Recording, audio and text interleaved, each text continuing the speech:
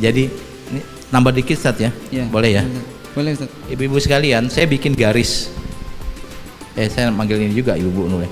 Ibu-ibu dan bapak-bapak sekalian, saya bikin garis. Ada angka 0, angka 25, angka 40, angka 63. Ini adalah usia Nabi di dunia bersama kita.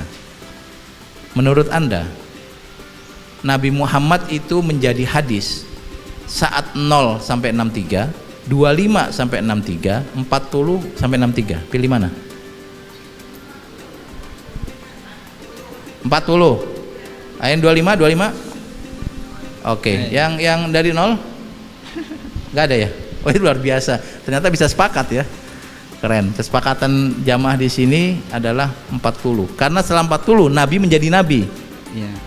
Sebelumnya belum jadi nabi, karena belum jadi nabi, belum ada wahyu, maka perbuatan beliau belum menjadi hadis.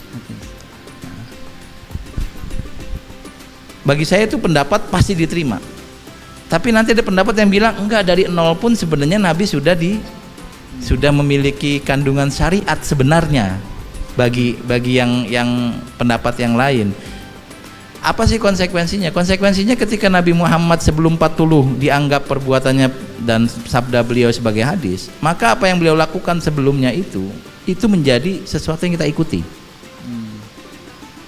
Contohnya Nabi Muhammad ketika muda, beliau bekerja sebagai gembala kambing. Nabi pernah bilang, saya menggembala kambing karena semua nabi menggembalakan kambing, dan saya menggembalakan kambing milik orang Quraisy untuk mendapatkan uang receh. Dan saya kadang berpikir, untuk apa Nabi Muhammad menggembalakan kambing? Ya mungkin untuk belajar organisasi, karena zaman dulu tidak ada HMI, PMII, Karang Taruna, Pemuda Pancasila, tidak ada partai politik. Lah kan orang menggembalakan kambing kan punya strategi. Kapan mengeluarkan kambing, ke tempat mana mereka makan, lalu memulangkan sehingga tidak ada yang kurang atau ketinggalan. Bisa jadi seperti itu. Tapi kalau kita mulai dari 40 ini nggak relevan untuk dikaji. Nah, menariknya peristiwa yang terjadi sebelum 40 tahun usia Nabi itu nggak banyak. Riwayat yang terkait Nabi sebelum 40 itu nggak banyak.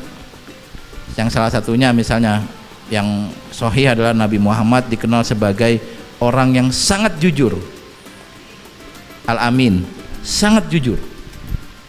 Nabi Muhammad itu luar biasa jujur, sampai ketika Nabi Muhammad ketemu Abu Bakar dengan Nabi kan sebaya Bu ya, beda 2 tahun ya. Nabi Muhammad lebih tua dikit gitu. Tapi beliau sudah kenal Nabi Muhammad dari kecil, bukan kayak anak kecil yang sekarang tiap sore main bareng itu, bukan. Abu Bakar main yuk, bukan begitu. Tapi orang Arab itu sudah kenal, jadi Abu Bakar udah tahu karakter Nabi Muhammad. Ketika Nabi Muhammad bilang, Abu Bakar semalam saya dapat wahyu, saya percaya, saya beriman. Semudah itu.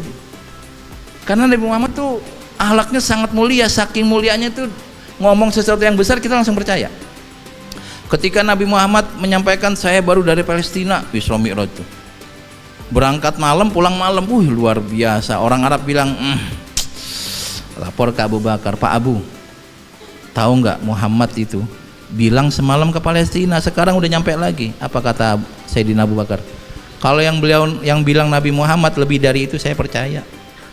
Kalau Nabi Muhammad bilang ada ontak melewati lubang jarum, saya percaya. Kalau sekarang mungkin lubang jarum yang buat benang gede. Kalau Nabi Muhammad bilang ada ontak melewati lubang infusan, saya percaya. Karena Nabi Muhammad memang sudah dikenal Al-Amin. Nah, itu riwayatnya ada. Akhlak Nabi sudah ini. Tapi kemudian bukan semuanya kemudian diperhatikan seperti saat beliau sudah menjadi nabi. Iya. Kalau jadi nabi itu beliau makan diperhatikan, beliau ngomong diperhatikan, pakai baju diperhatikan, naik kendaraan apa diperhatikan, sholatnya gimana diperhatikan. Sebelum itu tidak, karena Nabi Muhammad belum menjadi center of attention, pusat perhatian, kecuali setelah beliau menjadi nabi. Bapak-bapak dan ibu-ibu ini nggak ada yang memperhatikan kecuali orang-orang terdekat. Tapi sekali ibu nyalek, udah dibuka semuanya itu. Teman-teman nyapres, udah dibuka semuanya karena sudah menjadi center of attention. Masalahnya Nabi Muhammad ketika berdakwah menjadi nabi, beliau nggak punya aib, jadi orang Arab tuh bingung jelek-jelekinnya. Bahkan nama Nabi Muhammad saja sudah susah buat mereka. Misalnya ada orang nih, itu tuh orang ngaku nabi kurang ajar, dia tuh akhlaknya buruk, siapa namanya? Muhammad, artinya terpuji lah, katanya buruk tapi terpuji. Nah kayak gitu tuh orang Arab aja susah. Maka orang Arab tuh nggak bisa menjelek-jelekan Nabi Muhammad, nggak bisa. Menjelek-jelekan Nabi Muhammad tuh mustahil dilakukan bahkan oleh orang kafir. Ada dalilnya, Ustaz. Dalilnya itu hadis riwayat Bukhari kalau saya tidak salah. Ketika Abu Sufyan sudah masuk Islam, dia cerita, saya waktu masih kafir pernah berdagang ke Syam, sampai sana saya dapat undangan audiensi oleh Kaisar Heraklius, Hirokla. Karena dia penasaran, katanya di Mekah nih ada yang lagi heboh nih, pengen tahu ada heboh apa nih, viral, ada viral orang ngaku nabi ini, dipanggil, ditanya sama Heraklius pakai penerjemah, Pak. Itu ada apa di Mekah? Oh, ada orang mendakwahkan agama baru. Siapa yang mendakwahkan? Namanya Muhammad. Apakah dia orang yang buruk akhlak atau baik? Dia adalah orang yang paling mulia dari keluarga paling mulia. Apa yang diajarkannya? Diajarkan menyembah satu Tuhan dan berakhlak baik, termasuk pada perempuan. Ditanya semua, jawabannya nggak ada yang jelek, walaupun dia masih kafir. Sebab kalau dia bilang Muhammad itu pembohong, semua rombongannya bilang dia kan akan, kok bisa kamu bilang Muhammad pembohong? Semua orang Arab bilang dia alamin, gitu kira-kira. Jadi Nabi Muhammad itu ceritanya indah, tapi ceritanya tidak detail. Berbeda saat Nabi beliau sudah usia 40 tahun.